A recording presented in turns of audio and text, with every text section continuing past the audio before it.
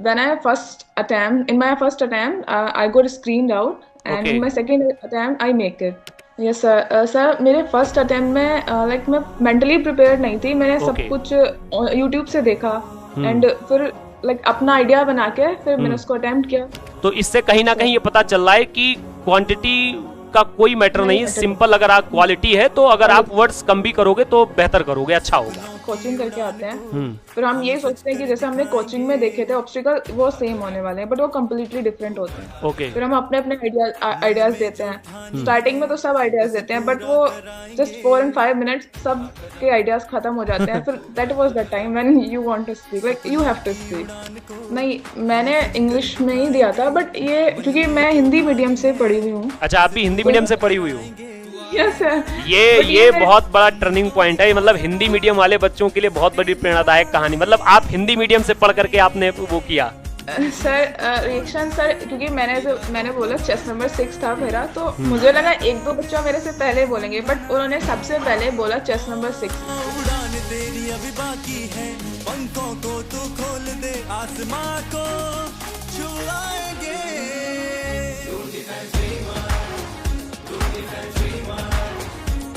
यहाँ होंगे तेरे सपने सच,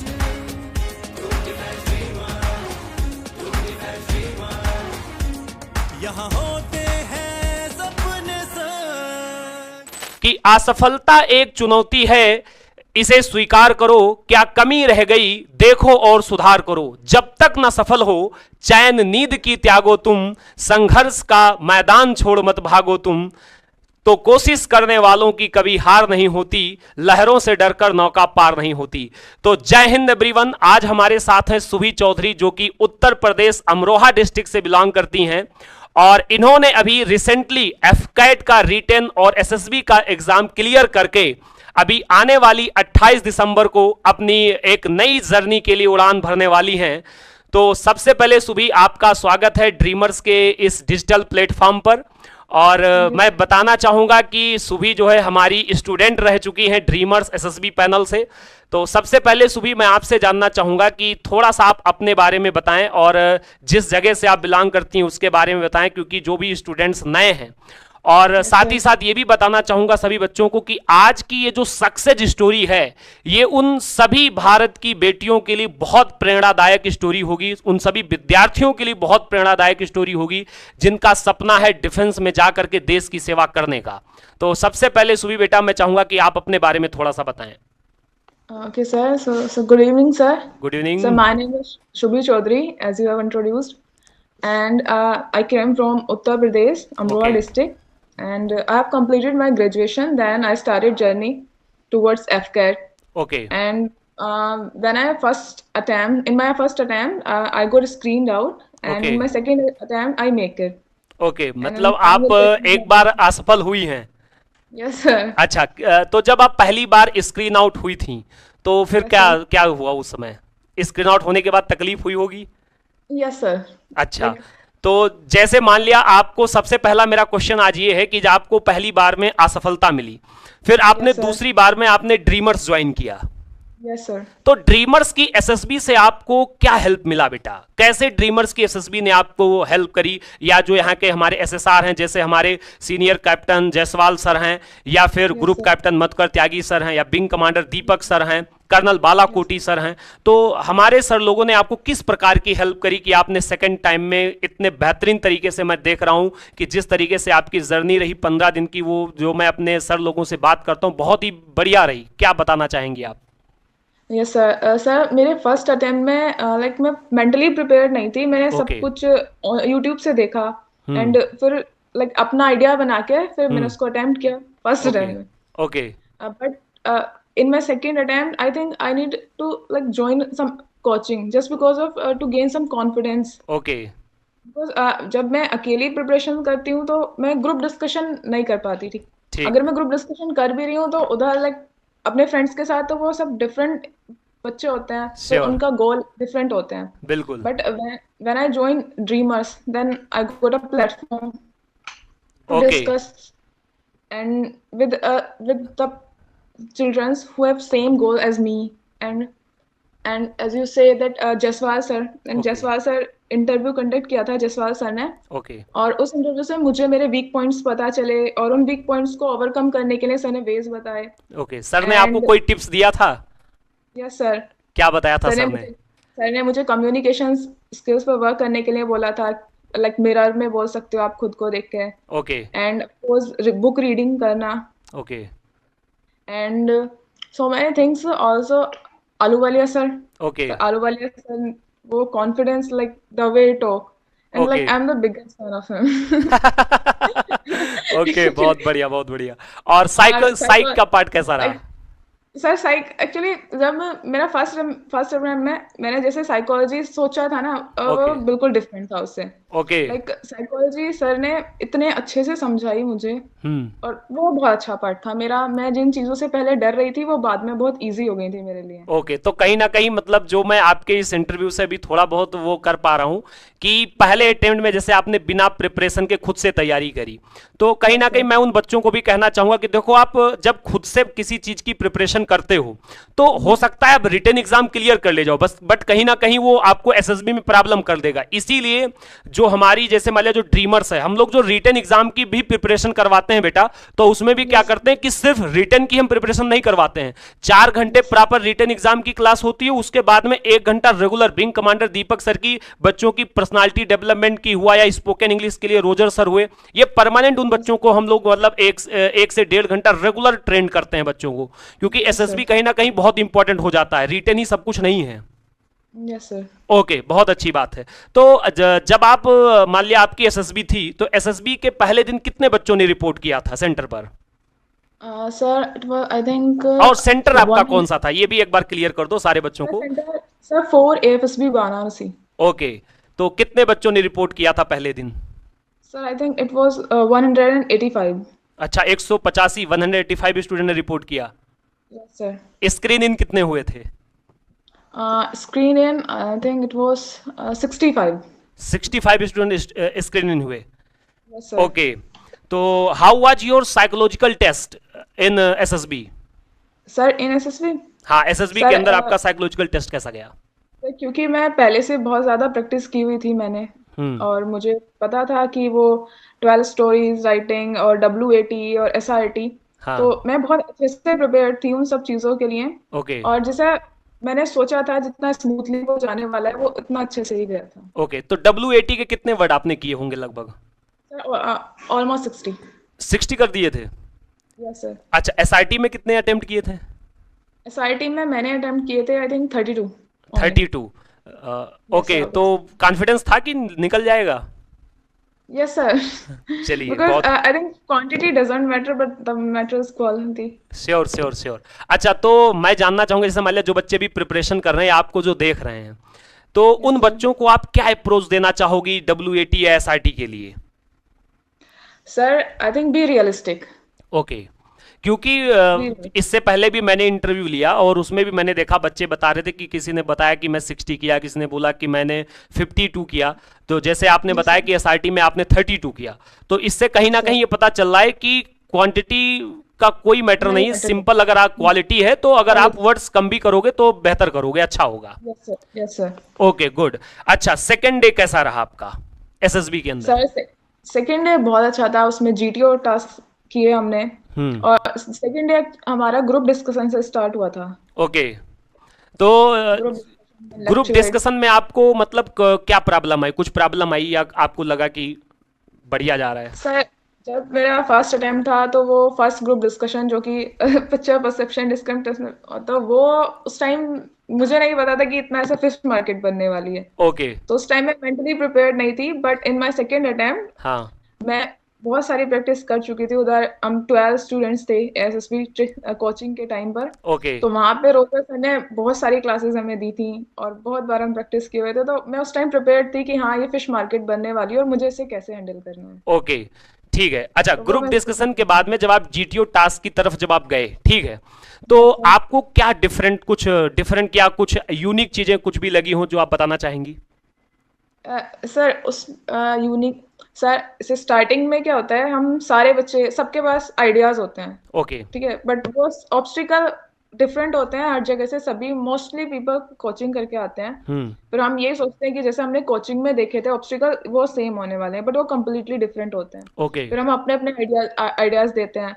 स्टार्टिंग में तो सब आइडियाज देते हैं, बट वो जस्ट 4 and 5 minutes सब के आइडियाज खत्म हो जाते हैं। फिर that was the time when you want to speak, like you have to speak. Okay कि उस टाइम पे आप बोल रहे हो अब दिमाग का खेल शुरू हो गया। Yes sir. ओके, तो वहाँ सर ने पे जो यहाँ पर आपको जीटीओ सिखाया था उसका कुछ हेल्प मिला वहां पर? यस सर, सर ने बोला था कि अभी उधर जीटीओ सर होते हैं। हाँ। तो पहले तो सर ने वही बोला कि जब सब बोल रहे हैं तो उनको बोलने दो, वो एक टाइम के बाद किसी के पास कुछ नहीं होता ओके। ideas। तो उस टाइम पे आप अपना माइंड यूज करो, ओके। ऑब्जर्व करो अच्छे से सिचुएशंस को।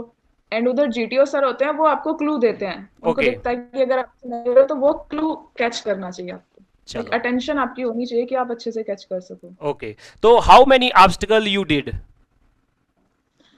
Not very much actually.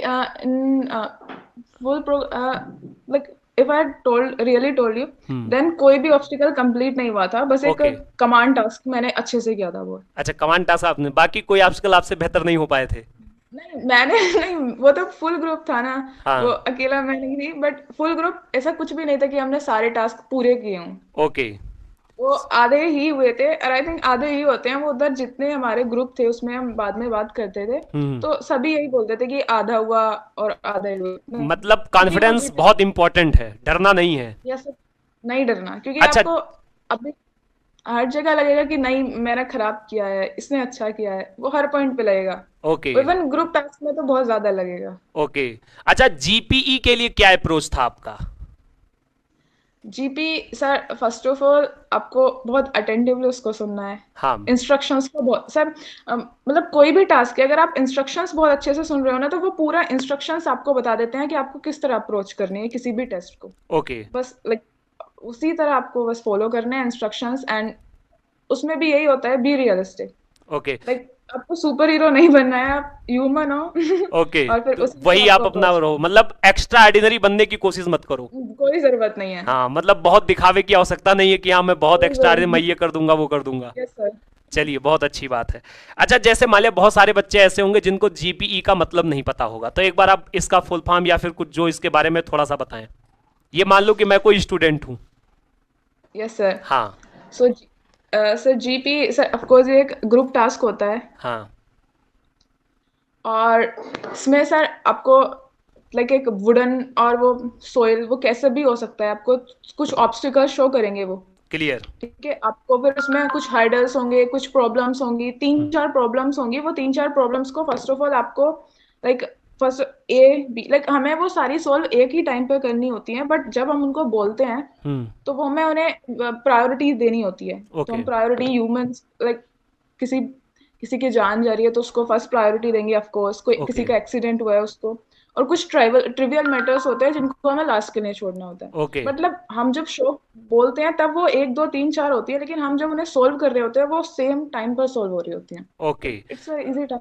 Okay. अच्छा, इसके बाद में आपका इंटरव्यू आया। ये वाला दिन बहुत Sir. खतरनाक वाला दिन होता है, क्योंकि मैं मानता Yes, हूं sir. कि उस दिन आपका पर्सनल चलता है। समझो कि अब तक आप सुन के आते हो, उस दिन तो सामने ऑफिसर्स होते हैं पैनल में, और फिर वो जो जवाब सवाल होते हैं वो बहुत बेहतर होते हैं। तो कितने मिनट तक आपका इंटरव्यू चला था लगभग?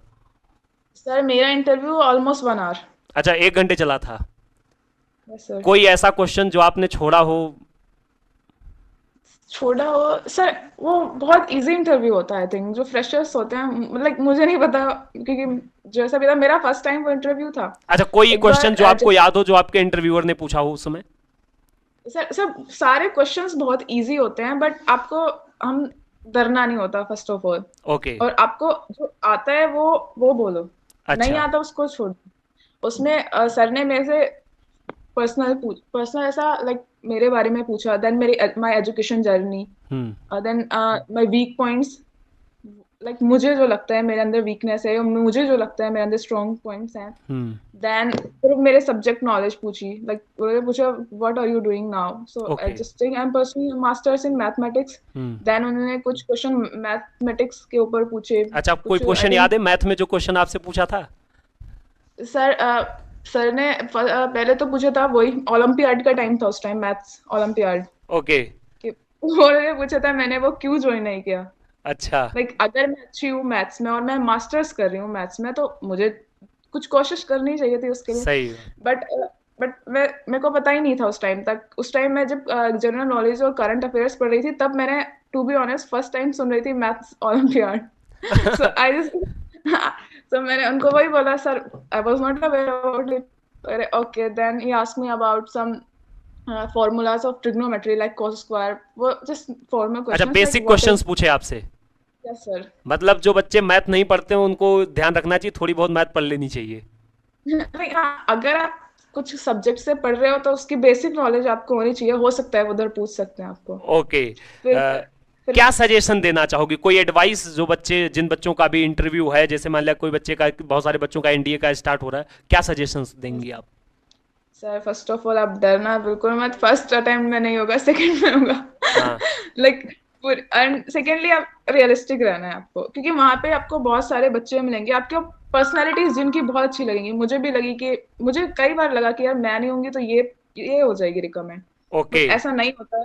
जो आप हो आपको वो रहना है। और मतलब अगेन सिंपल सा ऊपर मतलब है, ही एसएसबी सच सच बोलो, ज्यादा झूठ पे मत जाओ वरना पकड़े जाओगे। बिल्कुल मजा, ओके। जो सच है आपके बारे में आपको आता है बस वो बताओ, नहीं आता झूठ मत बोलो, कोई एजम्पशंस मत बनाओ। ओके, मतलब अपने आप से कुछ कहानियां मत बना के पेश करो। नहीं। चलिए, बहुत बढ़िया बहुत बढ़िया। तो मतलब ओवरऑल आपका इंटरव्यू बढ़िया गया। यस सर, बहुत अच्छा गया था। कितने क्वेश्चंस छोड़े होंगे लगभग आपने इंटरव्यूअर के?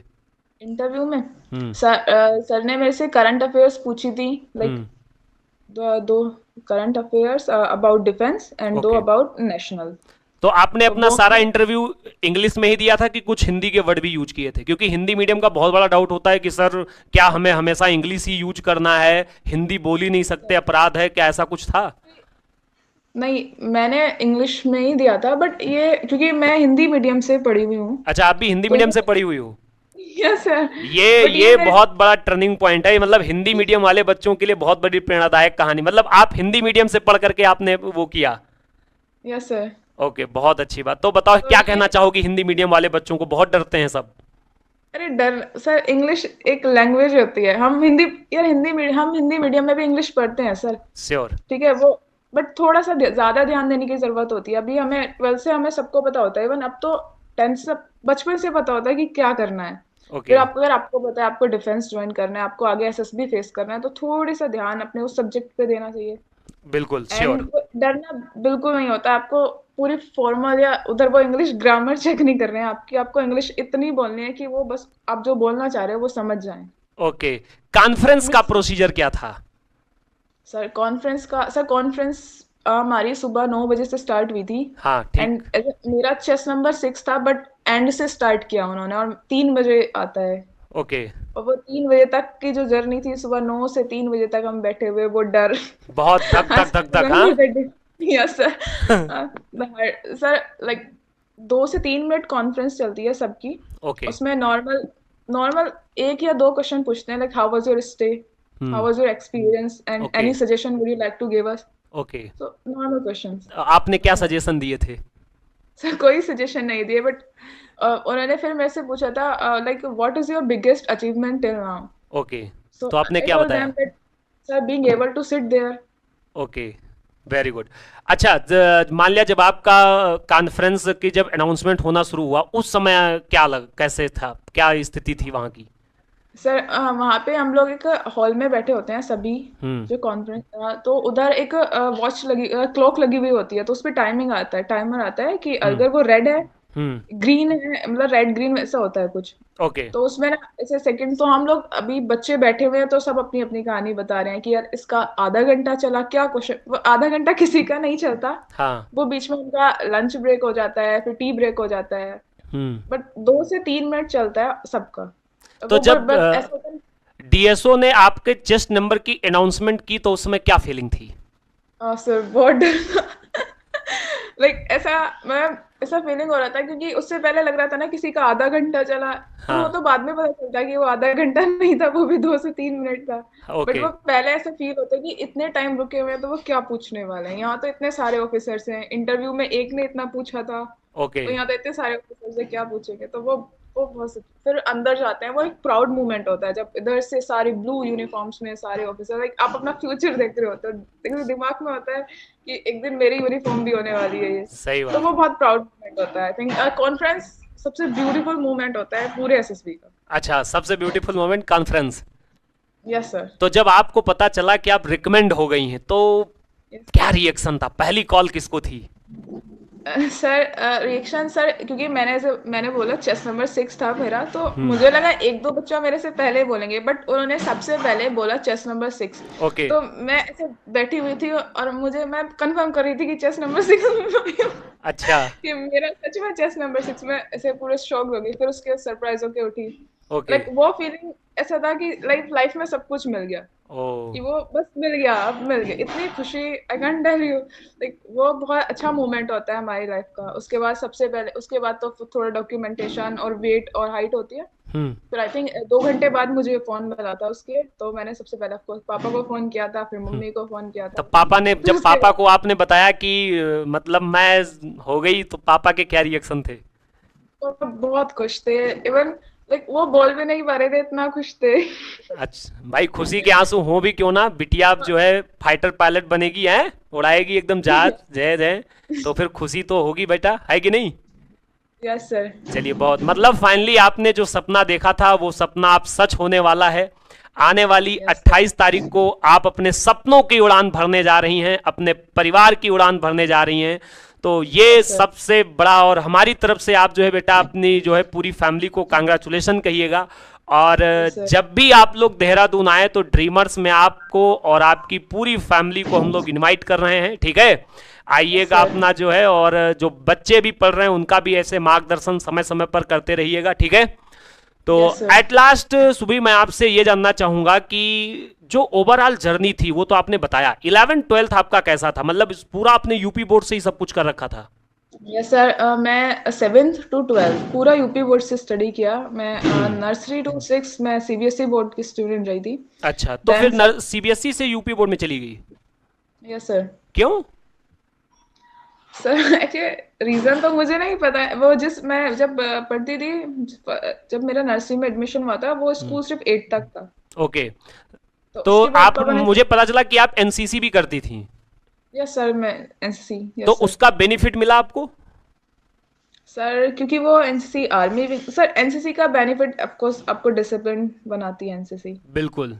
और बहुत सारी चीजें सिखाती है। बट डिफेंस फोर्स के बारे में मैंने इतना सब कुछ जाना, वो उसका रीजन एनसीसी था कहीं ना कहीं, कि मैंने आर्म्ड फोर्सेस को सेलेक्ट किया अपने ओके। प्रोफेशन के लिए। तो लाइफ में क्या कभी कोई ऐसा स्थिति आया जिसमें आपको लगा कि लग रहा है कि अब कुछ हो नहीं पाएगा?